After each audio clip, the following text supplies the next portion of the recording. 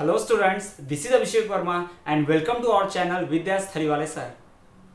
सो students, आज हम आपके लिए लेकर आए हैं class 9th CBSE NCERT economics का पहला चैप्टर, जो कि है the story of village Palampur. जी हाँ, इसके पहले इस चैप्टर के हम 3 वीडियो लेक्चर्स ला चुके हैं और आज हम पढ़ने जा रहे हैं the story of village Palampur का 4th पार्ट। जी हाँ, आज के इस चौथे वीडियो लेक्चर में हम बात करेंगे कि मल्टीपल क्रॉपिंग और जो दूसरा इरिगेशन पैटर्न था, इन दोनों को पढ़ने के बाद हम क्या करने वाले हैं, आज मॉडर्न फार्मिंग मेथड और साथ ही साथ हम ये भी डिस्कस करेंगे कि HYV सीड से कैसे प्रोडक्शन बढ़ाया जा सकता है।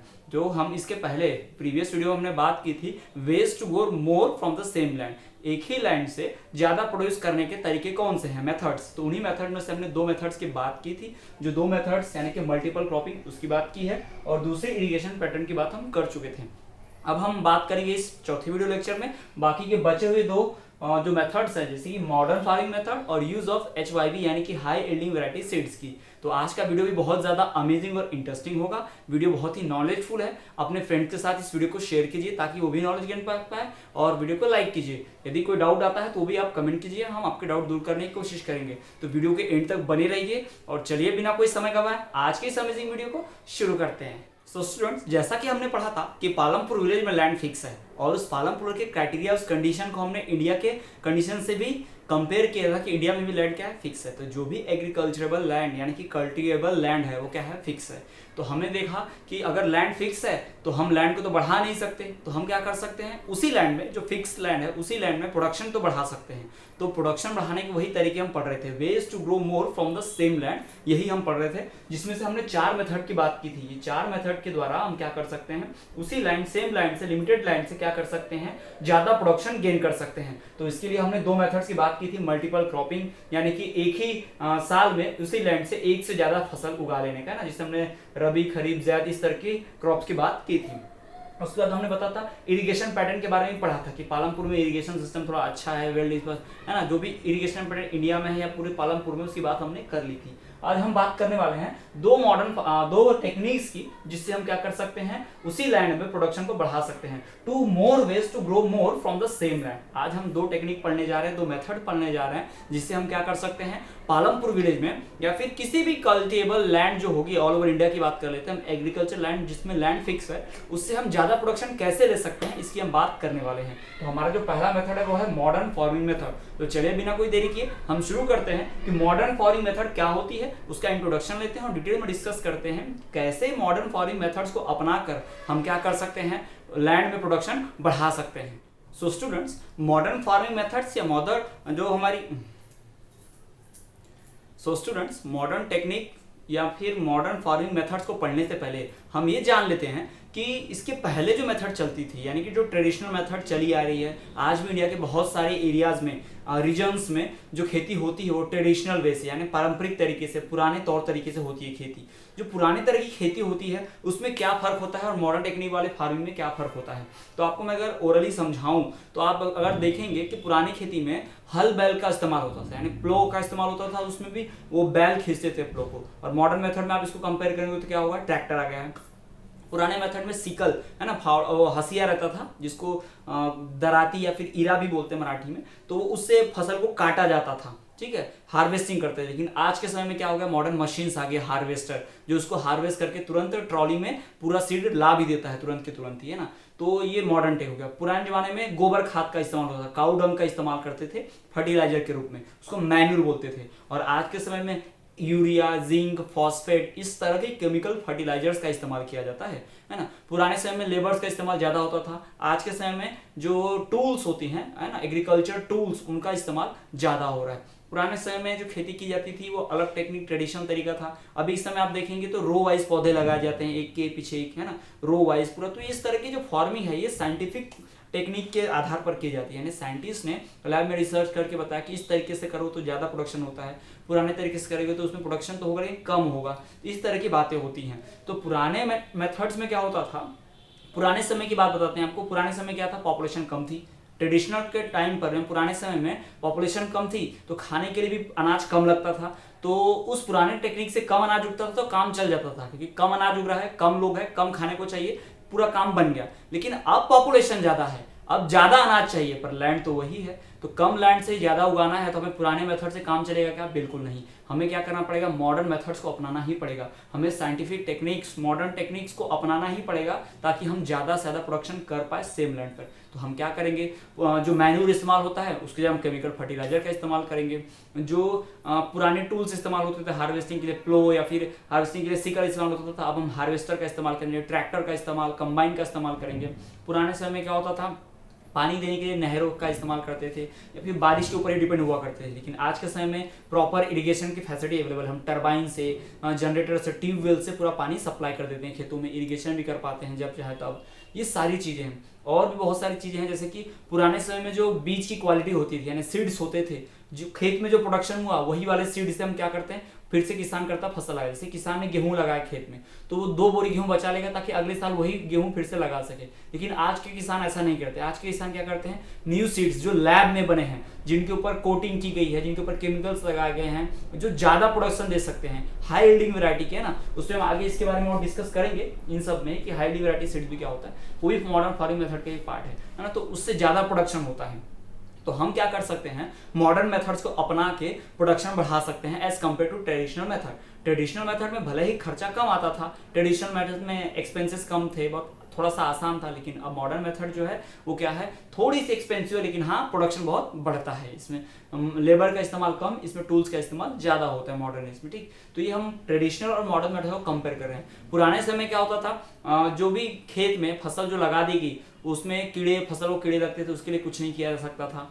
अभी क्या किया जाता है? अभी इसमें इंसेक्टिसाइड्स, कीड़े मारने वाली दवाई छिड़क दी जाती है, केमिकल्स, है ना। घास फूस को खत्म करने वाले, जला देने, मार देने वाली, घास फूस उगने ही नहीं देता, इस तरह की दवाइयाँ भी बन गई हैं, वो भी खेत में डाल दी जाती है। तो आज के समय में पेस्टिसाइड, इंसेक्टिसाइड ये सब आ चुके हैं, लेकिन पुराने समय ऐसा नहीं होता था। तो ट्रेडिशनल मेथड में इन सब का इस्तेमाल नहीं होता है। किन चीज़ों का? ट्रेडिशनल मेथड में इस्तेमाल किस किस चीज़ का इस्तेमाल होता था? आप सुन लीजिए। मैन्यूर का इस्तेमाल करते थे, प्लो, बुलक कार्ट का इस्तेमाल करते थे, हैंड लेबर, सिकल, है ना, हसिया, इस सब का इस्तेमाल करते थे। लेकिन मॉडर्न मेथड में आप कंपेयर करो तो किसका इस्तेमाल किया जाता है? अब इस्तेमाल किया जाता है मैन्यूर, काउडंग की जगह केमिकल फर्टिलाइजर का। वहां पर सिकल का इस्तेमाल होता है, यहाँ हार्वेस्टर का इस्तेमाल होता है। वहाँ प्लो का इस्तेमाल होता था, हम लोग ट्रैक्टर का इस्तेमाल करते हैं।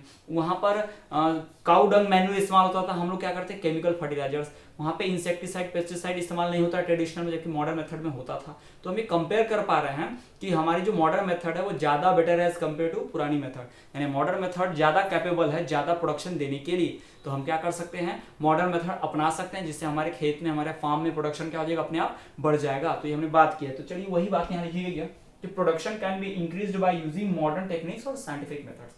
प्रोडक्शन को बढ़ाया जा सकता है किसका इस्तेमाल करके? बाय यूजिंग मॉडर्न टेक्निक्स या साइंटिफिक मेथड। मॉडर्न आजकल की जो आधुनिक तकनीक है या फिर साइंटिफिक मेथड है ना, वैज्ञानिक की तकनीक है, वैज्ञानिकों ने जो विकसित की है, उस तरह के टेक्निक्स को हम अपना कर क्या कर सकते हैं? ज्यादा प्रोडक्शन पा सकते हैं। हम क्या करते हैं? मॉडर्न चीजों का इस्तेमाल कर सकते हैं, मॉडर्न टूल्स का इस्तेमाल कर सकते हैं ना, प्लो का इस्तेमाल, हार्वेस्टर का इस्तेमाल, ट्रैक्टर का इस्तेमाल, लेबलिंग का इस्तेमाल, इस सब का इस्तेमाल हम कर सकते हैं। साथ ही साथ मैन्यूर की जगह हम केमिकल फर्टिलाइजर का इस्तेमाल कर सकते हैं। नॉर्मल सीड की जगह हाई क्वालिटी की seeds, high yielding variety seed, HYV seeds का इस्तेमाल कर सकते हैं। तो ये सारा चीज हम करेंगे तो क्या होगा? हमारा प्रोडक्शन बढ़ेगा। तो this is the third way to increase production in the same land. अब हम बात करते हैं हमारे चौथे और आखिरी मेथड की, जिससे हम खेत में प्रोडक्शन बढ़ा सकते हैं। सो स्टूडेंट्स, अब हम बात करते हैं हमारे चौथे और आखिरी मेथड की, जिससे हम एक ही लैंड से ज्यादा प्रोडक्शन प्राप्त कर सकते हैं। वो कौन सा मेथड है? Use of HYV seeds. HYV का मतलब होता है हाई यील्डिंग वेराइटी, यानी इससे ज्यादा पैदावार होती है फसल में। यानी नॉर्मल सीड लगाओगे तो उस प्लांट से अगर 100 सीड निकलते हैं, तो HYV सीड लगाने से आप उसमें 150 यानी 150 से ज्यादा सीड्स प्राप्त कर सकते हैं। यानी HYV सीड ज्यादा प्रोड्यूस करता है किसके कंपेयर में? ट्रेडिशनल सीड्स के कंपेयर में। तो हम डिटेल में समझेंगे क्या होता है, कैसे होता है। पहले आप बात कर लीजिए कि जो पुराने मेथड्स होंगी, हाई यील्डिंग वैरायटी सीड्स कब आई और उसके पहले क्या होता था, ये सारी चीजें। आपने अक्सर देखा होगा कि आप रात में कोई कुछ भिगाने रखिए, कोई दाल या चना या कुछ भी ऐसी भिगाने के लिए रखिए, तो आप देखेंगे उसमें कई सीड्स होंगे जो नीचे डूब जाते हैं, लेकिन उसमें से कुछ सीड ऐसे होंगे जो ऊपर पानी पे तैरते हैं। तो उन सीड्स को आप देखोगे तो ये वो सीड जो होंगे उसमें कुछ ना कुछ फॉल्ट होता है, वो वजन में हल्के होते हैं, या फिर उनमें कीड़ा लगा होगा, या फिर वो थोड़ा सा एकदम श्रिंक, सूजा हुआ नहीं उसको बोलते, श्रिंक, सिकुड़ा हुआ होगा, या वो खराब होगा। यानी सीड में कुछ ना कुछ फॉल्ट होगा बाकी सीड के कंपेयर में जो डूब गया है। तो ये टेक्निक क्या कहती है कि अच्छे सीड जो होते हैं वो पानी में डूब जाते हैं, खराब सीड क्या होते हैं ऊपर तैरते रहते हैं। तो खराब को अलग कर दो, बाकी अच्छा सीड आपके पास मिलेगा। तो ये पुरानी मेथड होती थी अच्छे सीड चुनने की। फार्मर क्या करता था, पहले उसको अगर चावल लगाना है खेत में तो धान को क्या करता था, जैसे पैडी हम कहते हैं, PADDY पैडी, धान, उसको क्या करता था, भिगाता था पानी में। तो जो ऊपर तैरता था उसको फेंक देता था, बाकी नीचे जो डूब गया है उसको खेत में लगाया करता था। तो ये टेक्निक थी अच्छे सीड पाने की। लेकिन ये टेक्निक काफ़ी नहीं है, क्योंकि उस डूबे पानी में भी जरूरी नहीं कि अच्छा ही उगे। आपने जिस तरह का प्लांट उगाया है, आपने जिस तरह का प्लांट उगाया था पिछली बार, उसी में से आपने सीड ले लिया तो फसल कैसे होगी, बिल्कुल उसी की तरह होगी। नॉर्मल तो अलग, तो उससे कुछ अलग तो नहीं होने वाला। आपने एक ऐसे प्लांट की सीड ली है जिससे 100 सीड निकलती है। इसके प्लांट में क्या निकलता है, 100 सीड। अब अगर आप क्या करेंगे, देखिए, अगर मैं आपको एग्जाम के थ्रू डायग्राम पे थोड़ा सा समझाया, ऐसा ट्रेडिशनल सीड, ये है नॉर्मल सीड, ट्रेडिशनल सीड, जिसको आप नॉर्मल सीड भी बोल सकते हैं ना, हम इसको नॉर्मल सीड बोलते हैं। अगर आपने नॉर्मल सीड से यानी नॉर्मल बीज से लगाया तो उसके प्लांट में कम से कम कितने बीज आते हैं, 100 बीज आते हैं। कितने बीज आते हैं उसके प्लांट में, 100 बीज आते हैं। अगर हम नॉर्मल प्लांट लगाए, फिर किसान क्या करता था, उसी सीड में से फिर से एक बोरी निकाल लेता था और अगले साल फिर वही लगाता था। तो यही प्रोसेस चलती रहती थी। लेकिन जो HYV सीड्स होते हैं, यानी कि हाई यील्डिंग वैरायटी क्वालिटी के जो सीड्स होते हैं, HYV सीड्स जो होते हैं, वो क्या करते हैं, वो उसका जो प्लांट है वो नॉर्मल से ज्यादा, यानी मान सकते हैं कि 150 या फिर हो सकता है कि 200 सीड्स भी प्रोड्यूस कर दे। यानी ये फर्क होता है किसमें, नॉर्मल सीड में और HYV सीड में। यानी एक नॉर्मल बीज आपने लिया तो उसमें क्या फर्क होगा, इस तरह का प्रोडक्शन मिलेगा, और आप HYV सीड्स देंगे तो इस तरह का प्रोडक्शन होगा। तो अब सवाल आता है HYV सीड्स बनता कैसे है। तो नॉर्मल सीड के ऊपर केमिकल टेस्टिंग करके लैब में उसके साथ कुछ रिएक्शन का है, कुछ भी ऐसा प्रोडक्शन या फिर मॉडिफिकेशन करके हमारे साइंटिस्ट क्या करते हैं, उससे इस नॉर्मल सीड से ज्यादा बेहतर सीड बनाते हैं। उसी को हम क्या कहते हैं, HYV सीड्स कहते हैं। छोटा एग्जांपल आपको अगर हम दें तो क्या होता था इंडिया में 1960s के समय में, 1960s के पहले क्या होता था कि ऐसे गेहूं के पौधे लगते थे जिनकी हाइट ज्यादा होती थी। आपको अगर हम डायग्राम के माध्यम से समझाएं तो एक ऐसा पौधा था जिसकी हाइट क्या होती थी, थोड़ी ज्यादा लंबी हुआ करती थी। ठीक, अब ये हाइट इसकी लंबी है तो ये ग्राउंड में से पानी लेता था, ग्राउंड में से प्लांट का जो रूट्स है, जड़, पानी लेता था, सीड्स वो क्या कहते थे, वाटर और मिनरल्स एब्जॉर्ब करता था। तो उसके वाटर और मिनरल्स को यहाँ तक ऊपर तक पहुंचने में, आपने देखा होगा वीट या फिर राइस, उनके सीड्स ऊपर ही लगते हैं। तो सीड्स तक पहुंचने में क्या होता था, मिनरल्स और वाटर को थोड़ा समय लगता था, या कई एनर्जी बहुत सारी प्लांट की इसमें खर्च हो जाती थी।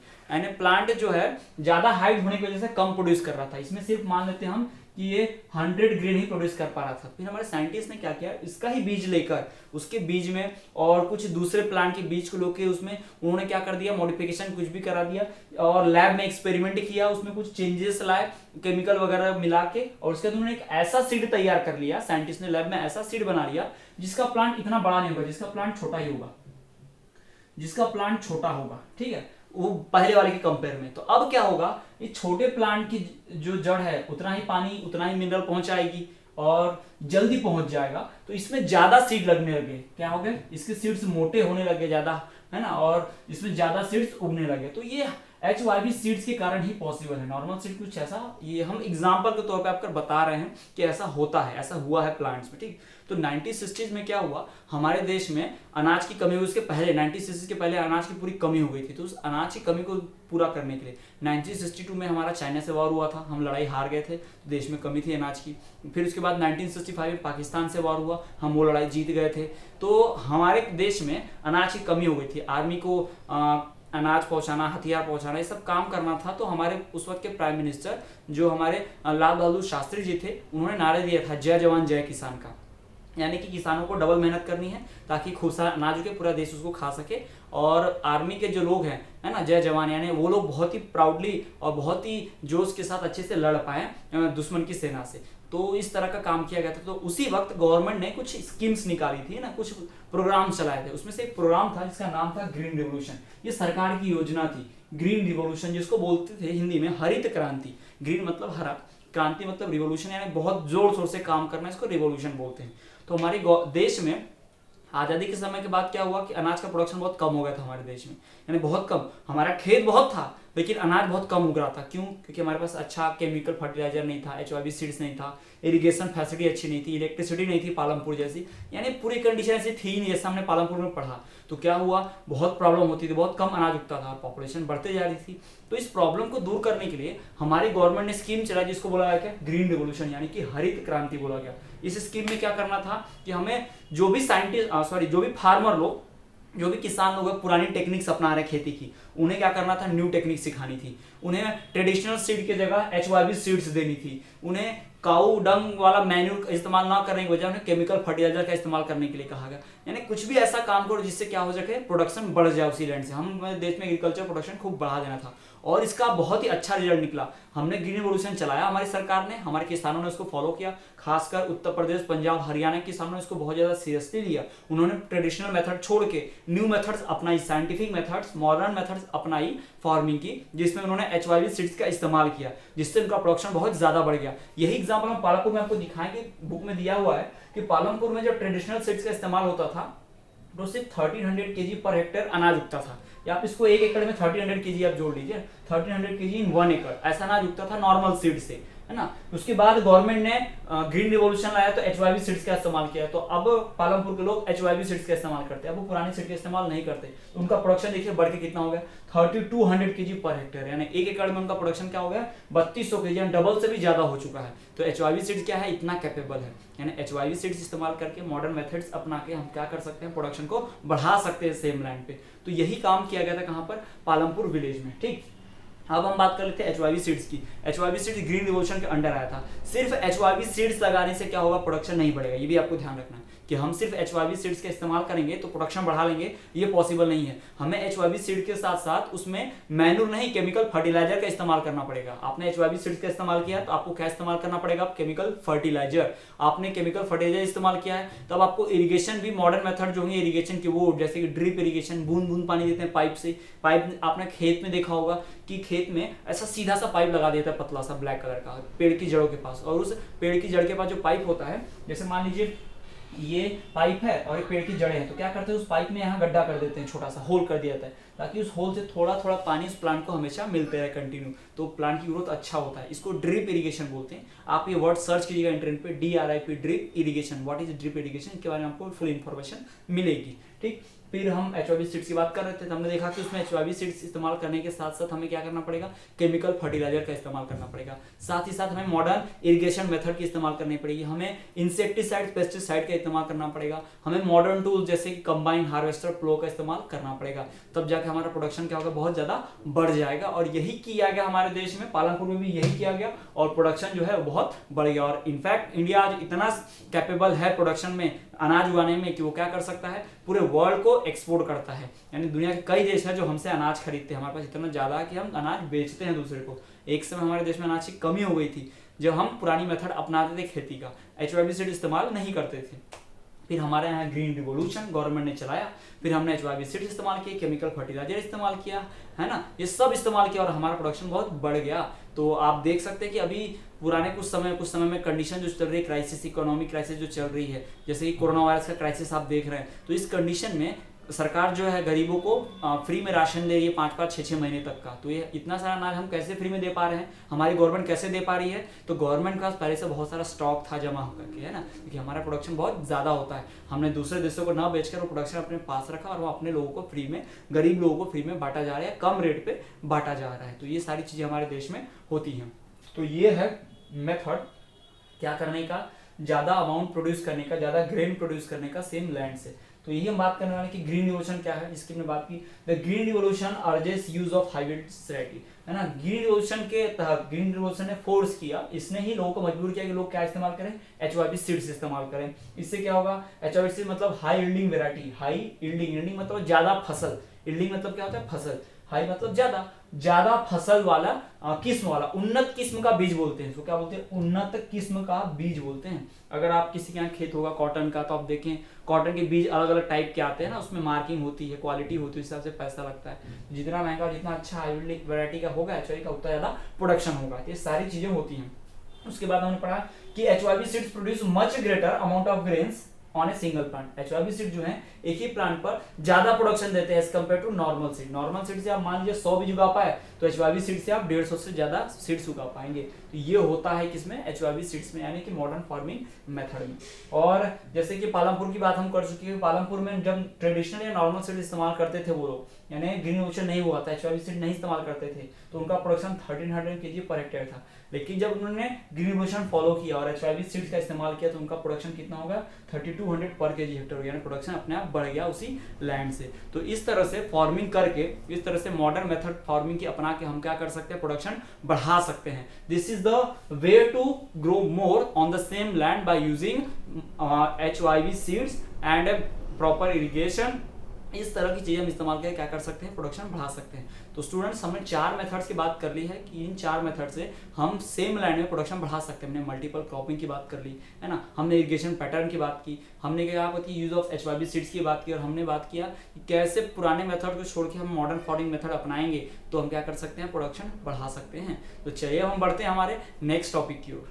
सो स्टूडेंट्स, वो मेथड जो हमारे फार्म प्रोडक्शन को बढ़ा देते हैं, उन 4 मेथड्स को पढ़ने के बाद अब हम पढ़ने जा रहे हैं सस्टेनिंग ऑफ लैंड। जी, हमारा जो अगला टॉपिक है उसका मतलब है सस्टेनिंग ऑफ लैंड। इसका मतलब क्या होता है कि लैंड के ऊपर जो प्रेशर बनाया जा रहा है, सस्टेनिंग मतलब ड्यूरेबिलिटी, लैंड कब तक चलेगा, लैंड कब तक हमें प्रोडक्शन ज्यादा देता रहेगा, उसकी भी तो एक लिमिट है ना। लैंड की जो नेचुरल फर्टिलिटी है, लैंड की जो ड्यूरेबिलिटी है, कैपेसिटी है, वो भी तो एक लिमिट तक ही, हम जरूरत से ज्यादा कितना प्रोड्यूस कर पाएंगे। आप अगर 2 बोरी फर्टिलाइजर डाल रहे हैं, 2 बोरी हम फर्टिलाइजर डाल रहे हैं तो प्रोडक्शन बढ़ गया, 100 kg से 150 kg हो गया। आप 4 बोरी डालेंगे, इसका ये मतलब नहीं है कि प्रोडक्शन 300 kg हो जाएगा। आप 8 बोरी डाल देंगे फर्टिलाइजर, इसका ये मतलब नहीं है कि 600 kg फर्टिलाइजर हो जाएगा। जरूरत से ज्यादा डालेंगे तो उसका बैड इफेक्ट पड़ेगा, यानी फसल खराब होगी, फसल में प्रोडक्शन बढ़ने के बजाय क्या हो जाएगा, उल्टा रिड्यूस हो जाएगा। तो ये सारी चीजें होती हैं। जरूरत से ज्यादा पानी होगा खेत में तो क्या होता है, पौधे सड़ जाते हैं ना, सड़ जाते हैं। तो जरूरत से ज्यादा पानी भी नहीं चाहिए, ज्यादा खाद डाल देंगे पौधे जल भी जाते हैं, ये भी नहीं होना चाहिए। कम पानी दिए तो भी सूख जाते हैं। तो हम एचवाईवी सीड्स या फिर हाई यील्डिंग वैरायटी ज्यादा इरिगेशन के चक्कर में, ग्रीन रिवोल्यूशन करने के चक्कर में, मॉडर्न मेथड ऑफ फार्मिंग के चक्कर में लैंड को खराब भी कर रहे हैं। जी हाँ, लैंड को हम सस्टेन करते जा रहे हैं। कैसे, हम इसकी बात करते हैं।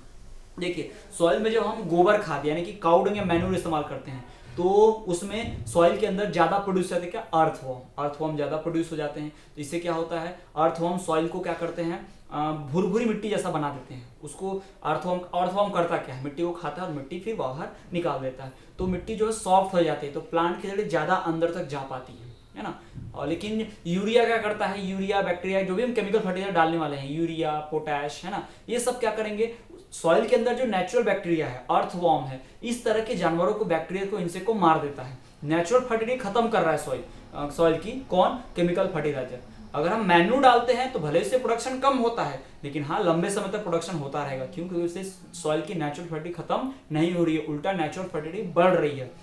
जबकि हम केमिकल फर्टिलाइजर का इस्तेमाल करेंगे, कैसे केमिकल फर्टिलाइजर का, जैसे कि यूरिया, पोटैश, इस तरह का, है ना, जिंक का, इस तरह के हम केमिकल फर्टिलाइजर का इस्तेमाल करेंगे तो हमारे सॉइल की फर्टिलिटी बढ़ेगी नहीं। उस समय के लिए तो प्रोडक्शन हम बढ़ा लेंगे, प्रोडक्शन ज्यादा हो जाएगा, लेकिन धीरे धीरे सॉइल की नेचुरल फर्टिलिटी जो होती है अपने आप की, है ना, वो धीरे धीरे कम होती जाएगी। जिससे क्या होगा, एक समय ऐसा आएगा जब हमें केमिकल फर्टिलाइजर जरूरत से ज्यादा डालना पड़ेगा, और डालना ही, यानी हर साल कंडीशन बढ़ाते जानी पड़ेगी। हमने इस साल 100 kg फर्टिलाइजर इस्तेमाल किया तो अगले साल हमें 120 kg इस्तेमाल करना पड़ेगा। ठीक है तो ये कंडीशन हो रही है, एक कंडीशन हमारे सामने अपीयर हो रही है। किस वजह से, हम जो दूसरे प्रेशराइज कर रहे हैं लैंड के ऊपर, हम जो दूसरा प्रेशर डाल रहे हैं, लैंड एक ही है, उस लैंड को हम जरूरत से ज्यादा प्रेशराइज भी नहीं कर सकते। हम क्या कर रहे हैं, लैंड से ज्यादा प्रोडक्शन लेने के लिए ज्यादा इरिगेशन दे रहे हैं। ज्यादा इरिगेशन दे रहे हैं मतलब ग्राउंड के नीचे का पानी, यानी अंडरग्राउंड वाटर ज्यादा खर्च हो रहा है। हम उसमें ज्यादा फर्टिलाइजर डाल रहे हैं तो सॉइल की नेचुरल फर्टिलिटी खराब हो रही है।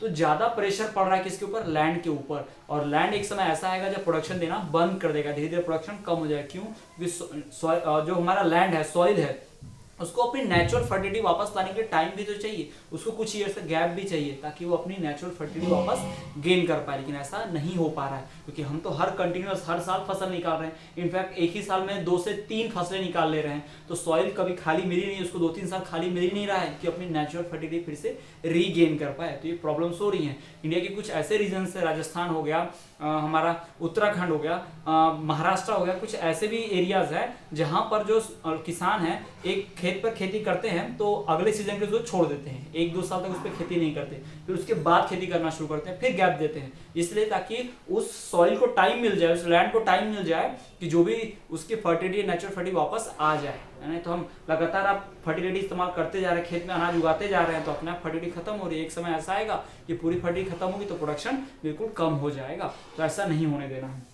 चलिए वही हम बात करते हैं। इंक्रीजिंग प्रोडक्शन, एक great pressure put in raising production, in raising, raise मतलब बढ़ाना, रेज करना मतलब इंक्रीज करना, इन रेजिंग प्रोडक्शन, प्रोडक्शन को बढ़ाने के लिए हमने बहुत ज्यादा प्रेशर डाल दिया किसके ऊपर, लैंड के ऊपर और दूसरे नेचुरल रिसोर्सेज के ऊपर। लैंड मतलब खेत हमारा, और दूसरे नेचुरल रिसोर्स जैसे कि पानी ज्यादा ले रहे हैं अंडरग्राउंड वाटर से, है ना, तो इस तरह की चीजें हो रही हैं जिससे प्रेशर बहुत ज्यादा पड़ रहा है। Due to over use of fertilizers land fertility has been reduced, ज्यादा इस्तेमाल करने से, ज्यादा केमिकल फर्टिलाइजर, ज्यादा जैविक खाद, केमिकल फर्टिलाइजर इस्तेमाल करने की वजह से सॉइल की खुद की नेचुरल फर्टिलिटी क्या हो गई है, खराब हो गई है, कमजोर हो गई है, जिससे प्रोडक्शन क्या हो रहा है, बढ़ नहीं पा रहा है, सॉइल की फर्टिलिटी कम हो गई है।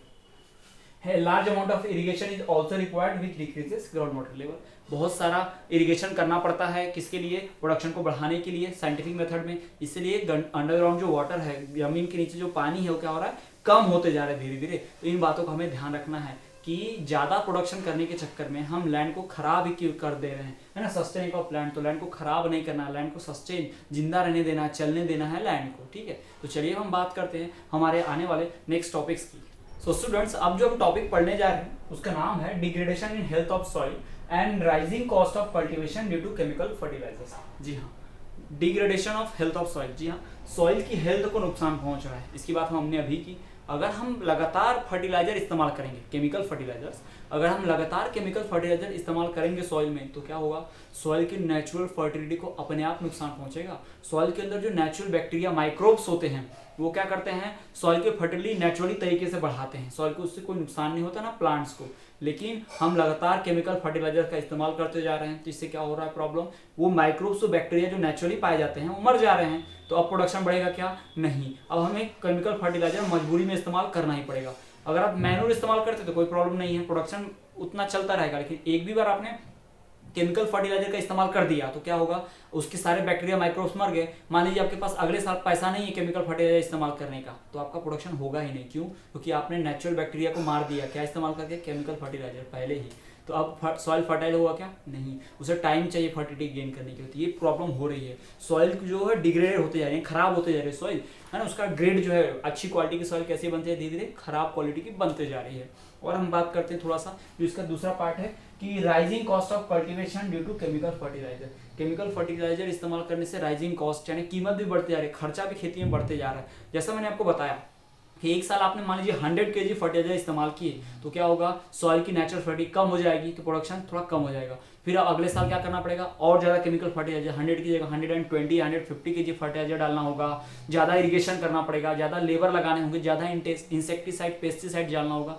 तो क्या होगा, खेती खर्चे अपने आप बढ़ जाएंगे। तो ये प्रॉब्लम जो है पंजाब और हरियाणा बहुत कॉमन हो गई है। वहाँ के किसानों ने मॉडर्न मेथड तो अपना लिया, ग्रीन रिवोल्यूशन तो कर दिया, लेकिन वो केमिकल फर्टिलाइजर का लगातार इस्तेमाल करते रहे, जिससे उनके सॉइल की नेचुरल फर्टिलिटी खराब हो गई, उनका अंडरग्राउंड वाटर इरिगेशन बहुत कम हो गया, है ना, अंडरग्राउंड में वाटर बहुत कम हो गया, जिससे उन्हें ज़्यादा गहरा ट्यूबवेल खोदना पड़ रहा है, तो ज़्यादा खर्चा आ रहा है, ज़्यादा देर तक जनरेटर चलाना पड़ रहा है, पानी, है ना, बोर, तो उससे और खर्चा आ रहा है, और डीजल खर्च हो रहा है, और उससे ज़्यादा फर्टिलाइजर डालना पड़ रहा है हर साल, तो महंगा पड़ रहा है, वो भी पैसा आ रहा है, यानी कॉस्ट अपने आप बढ़ते जा रहा है।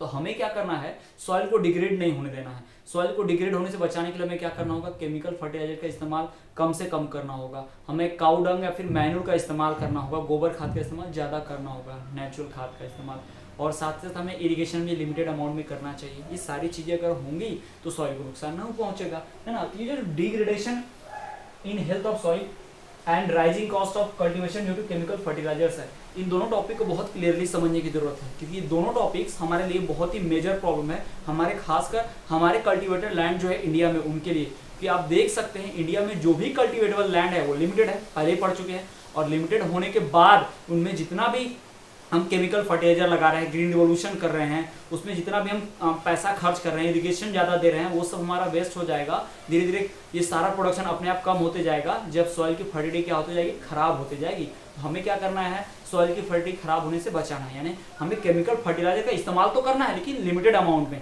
और हमें गैप देनी होगी। जैसे इस साल हमने क्या किया, केमिकल फर्टिलाइजर डाला, तो अगले साल हम केमिकल फर्टिलाइजर नहीं, काऊ मैन्योर डालेंगे, है ना, गोबर खाद डालेंगे। इससे क्या होगा, नेचुरल बैक्टीरिया जो होंगे फिर से वापस आ जाएंगे, तो फर्टिलिटी अपने आप फिर से गेन करने के टाइम मिल जाएगा सॉइल को। तो इससे क्या होगा, सॉइल की फर्टिलिटी खराब नहीं होगी, सॉइल की हेल्थ अच्छी होगी, है ना, और पैसा भी कम लगेगा। हमारा जो कॉस्ट, रेजिंग कॉस्ट, हमारा जो कीमत बढ़ते जा रहा है पैसे का, कि हर साल जो हम नया नया फर्टिलाइजर डाल रहे हैं, ढेर सारी चीज़ डाल रहे हैं, सब हमें कम करनी पड़ जाएंगी, तो हमारा कॉस्ट भी कम हो जाएगा। तो यही सब हमें खेती में करना है। और भी एक बात हमें बहुत ध्यान देने वाली बात है कि हम जो केमिकल फर्टिलाइजर का इस्तेमाल करते हैं वो सिर्फ सॉइल में नहीं रहता है, वो सॉइल से हमारे तक भी पहुंच जाता है। जैसे हम आपको बताते हैं एग्जांपल, हम क्या करते हैं, खेत में फसल तो डाल देते हैं। जैसे खेत में हमने प्लांट लगाया, ये हमारा प्लांट है खेत में, ठीक है, और हमने क्या किया, यहाँ पर खाद डाल दी, यूरिया। खाद तो हमने डाल दिया, ठीक है, हमने डाल दिया खाद, कोई प्रॉब्लम नहीं है। लेकिन क्या होता है, ये यूरिया प्लांट भी एब्जॉर्ब करता है ना, प्लांट एब्जॉर्ब करता है तो प्लांट के अंदर भी तो जा रहा है, प्लांट के अंदर जा रहा है तो सीड्स के अंदर, उसके पत्तियों में, उसमें भी जा रहा है। तो वो जो केमिकल है वो प्लांट के लिए तो अच्छा है, लेकिन जब प्लांट को हम खाते हैं तो हमारे लिए क्या है, वो हानिकारक है।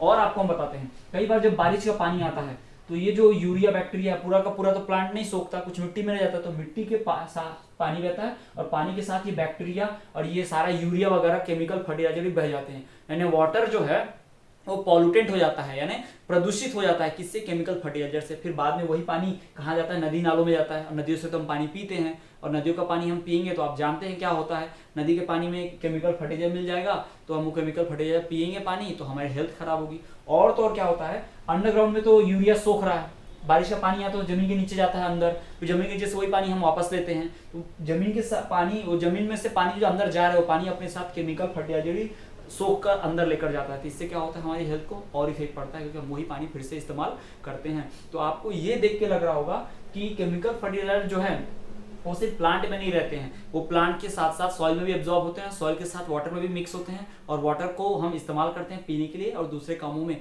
तो हमारी हेल्थ भी खराब हो रही है इन्हीं की वजह से। तो हमें इस बात को भी ध्यान में रखना चाहिए, और हमें क्या करना चाहिए, केमिकल फर्टिलाइजर्स को लिमिटेड अमाउंट में, कंट्रोल्ड अमाउंट में इस्तेमाल करना चाहिए। सो स्टूडेंट्स, आज हमने पढ़ा दो मेथड जो क्या करते हैं, सॉइल में प्रोडक्शन, लैंड में प्रोडक्शन बढ़ा देते हैं। 2 methods to increase production on the same land, इसकी बात की। उसके बाद हमने बात किया सस्टेनिंग ऑफ लैंड की, और साथ ही साथ हमने ये भी बात की कि लैंड का जो हेल्थ है वो डिग्रेड होते जा रहा है, सॉइल का जो हेल्थ है डिग्रेड हो रहा है, और फॉर्म प्रोडक्शन करने का जो कॉस्ट है, खेती करने का जो पैसा है वो कीमत वो बढ़ते जा रहा है दिन ब दिन। इन सब के बारे में हम डिस्कस किया। तो आज के वीडियो लेक्चर में इतना ही। आई होप ये वीडियो लेक्चर आपको पसंद आया होगा। वीडियो को ज़्यादा से ज़्यादा लाइक और शेयर कीजिए अपने फ्रेंड के साथ, ताकि वो भी नॉलेज गेन कर पाए। यदि आपको कोई डाउट है तो डाउट कमेंट कीजिए, हम आपका डाउट दूर करने की कोशिश करेंगे। तो तब तक के लिए आप ऐसे ही देखते रहिए विद्या स्थली वाले सर।